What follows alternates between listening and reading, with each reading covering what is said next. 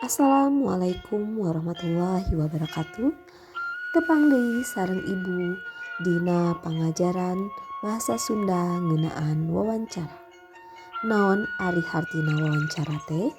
Wawancara nyaeta hiji kagiatan komunikasi anu geus ilaharna lumangsung di masyarakat.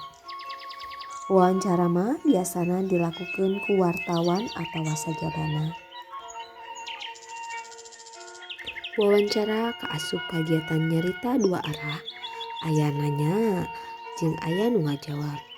Samemeh ngalakukeun wawancara, urang perlu tatahar heula sabaraha hal anu dianggap perlu disadiakeun. Nyaeta aya nu disebut 5W hiji H. Di antarana naon wae, keur kaperluan naon wae anu ditanyakeun, teras saha anu rek ditanya, kamana kudu nepunganana jeung iraha waktuna. Janten ada what, who, when, why, how. Dina lengka-lengka wawancara nataharkeun strategi pedoman wawancara, nyaeta aya persiapan teknis, kaduana aya persiapan non teknis. Persiapan teknis nyata aya alat perekam, alat komunikasi jeung alat tulis jeung sajabana.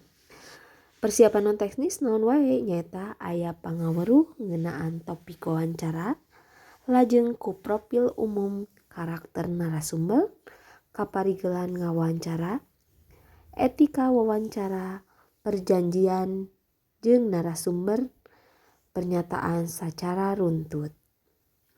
Hal anu kudu disiapkeun dina wawancara nyaeta kahiji nyusun daftar pertanyaan anu bade ditaroskeun. Teras hidep kedah nyatet atawa ngarekam hasil wawancara ku dokumentasi. Lajeng urang kudu ngagaduhan bahasa anu sopan, jentre jeung ringkes. Sareng sikap urang ge kudu luyu jeung etika sarta tata krama. Janten eta mangrupi kesatuan anu kedah urang gaduh dina hal-hal anu rek dianggo wawancara. Mung sakitu pangajaran ti Ibu, urang patepang deui dina pangajaran anu sanesna. Hatur nuhun. Bobo sapanon carang sapakan.